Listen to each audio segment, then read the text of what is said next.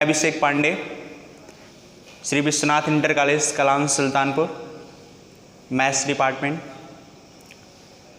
आज हम लोग मैथमेटिक्स में चैप्टर है निर्देशांक ज्यामिति, कोऑर्डिनेट ज्योमेट्री के बारे में पढ़ेंगे। कोऑर्डिनेट ज्योमेट्री, इसमें हमको क्या पढ़ना है, इसका प्रचलन कौन किया, इन सब के बारे में हम देखेंगे। आइए देखते हैं। निर्देशांक ज्यामिति, कोऑर्डिनेट ज्योमेट्री, इसका प्रचलन 1637 ईस्वी में रेनी दे कार्ते ने किया। 1637 ईस्वी में रेनी दे कार्ते ने निर्देशांक ज्यामिति के रूल्स दिया। इसमें उन्होंने बताया किसी भी समतल, कोई भी समतल हो, जैसे आपका ये ब्लैक बोर्ड हुआ, किसी भी समतल में किसी बिंदु की स्थिति का निर्धारण कैसे हम करेंगे, किसी बिंदु की स्थिति कहाँ है, कैसे है, उसको कैसे निर्धारित करेंगे, इन सब के बारे में इस चैप्टर के अंतर्गत हम लोग पढ़ेंगे। देखिए, आपका फर्स्ट टॉपिक है इसमें समकोणिक निर्देशांक और निर्देशांक पद्धति, rectangular axis and coordinates system. देखिए, माना इसमें हम ले लेते हैं दो पारस्परिक लंब रेखाएं खींच देते हैं। एक मान लेते हैं y डैश और एक दूसरी रेखा x डैश खींचते हैं। दोनों जहां पे प्रतिच्छेद की वहां पे हम मान लेते हैं किस बिंदु पर प्रतिच्छेद की, O। सही है ना भाई? दो पारस्परिक लंब रेखाएं हमने ले लिया, XO x dash, YO y dash. अब जो है दोनों को लेने से दो पारस्परिक लंब रेखाएं जब हमने लिया, ये जहां पर एक दूसरे को प्रतिच्छेद करती हैं उस बिंदु को हम बोलते हैं मूल बिंदु। उस बिंदु को क्या बोलते हैं? मूल बिंदु बोलते हैं। अब देखिए, ये जो रेखाएं हमारी XO x डैश है और रेखाएं जो YO y डैश है, इसको हम बोलते हैं समकोणिक निर्देशांक। इनको क्या बोलते हैं? समकोणिक निर्देशांक। अब देखिए, ये जो हमारा मूल बिंदु है, यहां से जो है x अक्ष, राइट साइड में x अक्ष और लेफ्ट साइड में x डैश अक्ष है। तो राइट साइड पे अगर हम कोई भी पॉइंट डिनोट्स करेंगे, प्रदर्शित करेंगे, तो पॉजिटिव होता है। लेफ्ट साइड में कोई जो है पॉइंट डिनोट्स करेंगे तो माइनस होगा। और मूल बिंदु के ऊपर y अक्ष पर कोई भी बिंदु हम डिनोट्स करेंगे तो प्लस होगा और इस पर करेंगे तो माइनस होगा।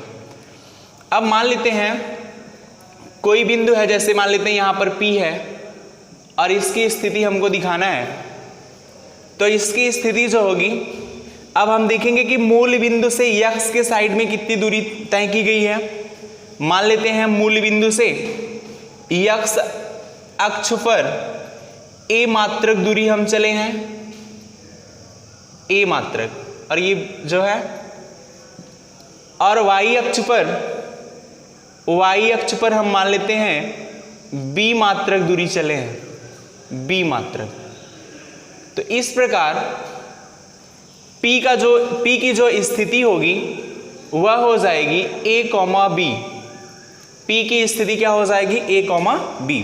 कहने का मतलब क्या हुआ, हमने XY तल में, देखिए चार ये तल होता है, जैसे ये हमने दो पारस्परिक लंब रेखाएं खींचा तो ये जो समतल था 4 तल में विभाजित हो गया। इस तल को हम बोलते हैं XOY तल, मीन्स XY तल, ये है आपका है। X डैश Y तल ये है, X डैश Y डैश तल ये है, XY डैश तल आपका ये है। हमने एक बिंदु लिया XY तल में P, इसकी हमको स्थिति अगर दिखाना है तो कैसे दिखाएंगे, हम मान लेते हैं मूल बिंदु O से x के साइड में a मात्रक चले हैं और मूल बिंदु से y अक्ष पर b मात्रक चले हैं, b मात्रक।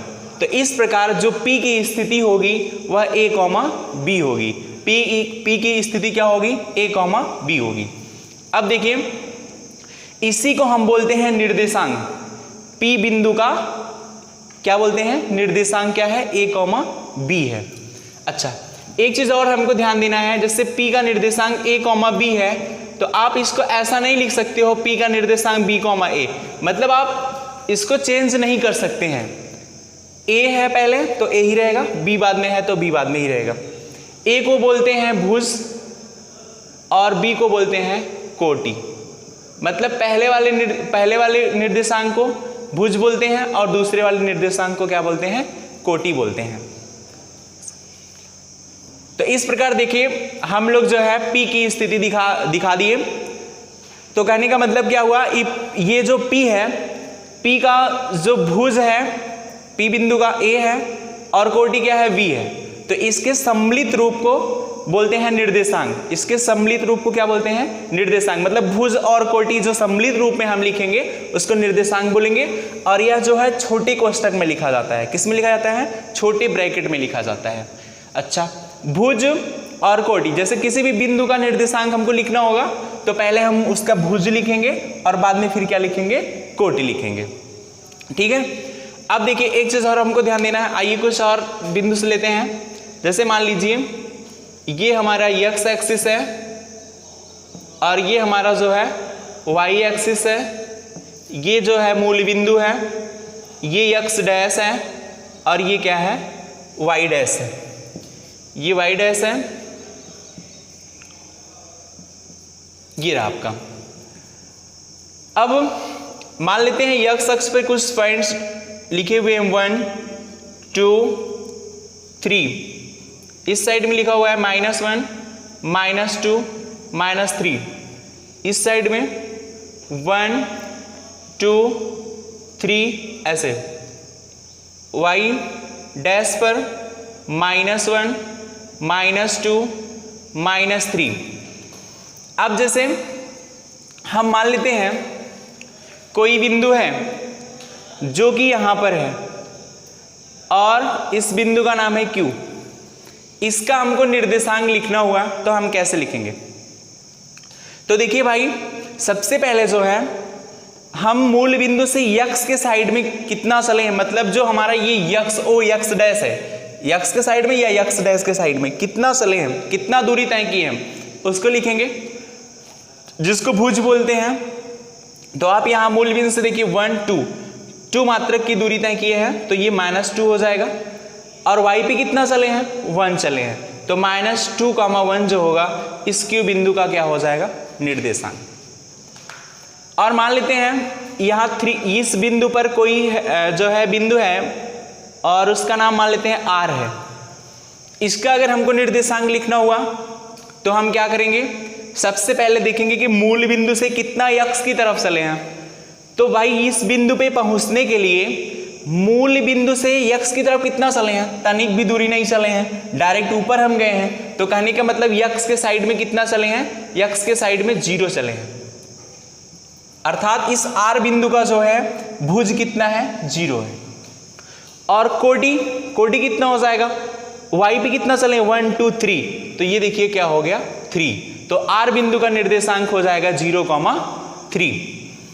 इसी प्रकार अगर ये जो है इस पर कोई बिंदु है, मान लेते हैं B है, इसका हमको निर्देशांक अगर लिखना हुआ, B बिंदु का निर्देशांक क्या होगा, तो मूल बिंदु से हम देखेंगे कि x की तरफ कितना चले हैं, पहले भुज लिखा जाता है। तो मूल बिंदु से x की तरफ कितना दूरी तय किए हैं, 1 2। तो ये 2 हो गया। y पे कितना तय किए, अब यही बिंदु है, ऊपर तनिक भी दूरी नहीं गए हैं, अर्थात ये x अक्ष पर ही बिंदु है। तो ये हो गया क्या, 0। तो B बिंदु का निर्देशांक क्या हो गया, 0। कहने का मतलब क्या हुआ, इससे हम फार्मूला निकाल सकते हैं। यदि कोई बिंदु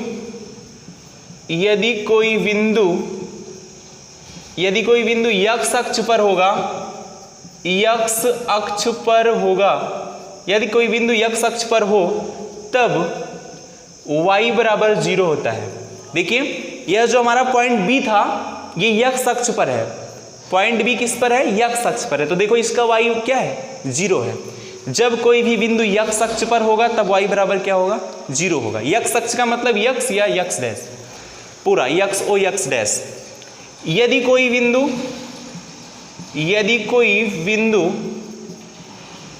y अक्ष पर हो, y अक्ष पर हो तब यक्स बराबर 0। जब कोई बिंदु यक्स अक्ष पर होगा तब y बराबर 0 होगा, और जब कोई बिंदु y अक्ष पर होगा तब यक्स बराबर 0 होगा। देखिए ये r जो था y अक्ष पर था तो यक्स बराबर कितना हो गया, 0 हो गया। तो देखिए आप लोग जो है अभी किसी समतल में किसी बिंदु को उसकी स्थिति क्या है उसका जो है निर्धारण कैसे करेंगे इसके बारे में आप देखें। जैसे यहाँ पे P था उसका देखिए, इसमें भी आप जो है P R Q की जो है स्थिति बता सके। और आपको दो फार्मूला मिला, यदि कोई बिंदु x अक्ष पर होता है तब y बराबर 0 होता है, और जब कोई बिंदु y अक्ष पर होता है तो x बराबर 0 होता है। ये आप जो है सीखे। अब देखिए आपको दो फार्मूला मिल गया। उसके बाद आपसे कुछ ऐसे भी क्वेश्चन पूछे जाएंगे, जैसे मान लीजिए ये जो हमारा बिंदु P था, ये जो हमारा बिंदु P है, इसमें अगर हमसे पूछ लिया जाए कि x अक्ष से दूरी क्या है, x अक्ष से दूरी, x अक्ष से दूरी। अब देखो भाई P बिंदु हमारा यहां पर है, P बिंदु यहां है ना, यहीं पर है। अब x अक्ष से दूरी पूछ रहा है, x अक्ष से दूरी, तो x अक्ष तो हमारा यही है ना, x अक्ष ये है, तो यहां से दूरी मतलब ये वाली दूरी बताएंगे। बिंदु P ये है, x अक्ष से जब दूरी पूछेगा, x अक्ष से दूरी पूछेगा तब बिंदु की क्या बताएंगे, कोटि बताएंगे। यही दूरी तो हुई ना x अक्ष से, तो x अक्ष से दूरी बराबर बिंदु की कोटि, बिंदु की कोटि। ठीक है, मतलब अगर हम P, इस बिंदु P का x अक्ष से दूरी बताना होगा तो क्या हो जाएगा, b हो जाएगा।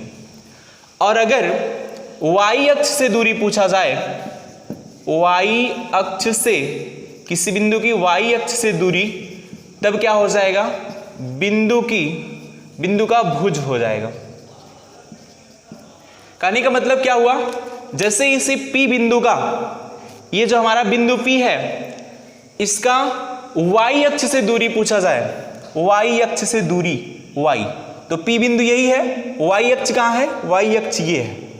और यहां से दूरी पूछा जाएगा तो बिंदु यहां है, P पर है, P यही है, और y अक्ष से दूरी, तो y अक्ष ये, तो इसकी दूरी कौन सी होगी, यही तो दूरी होगी ना।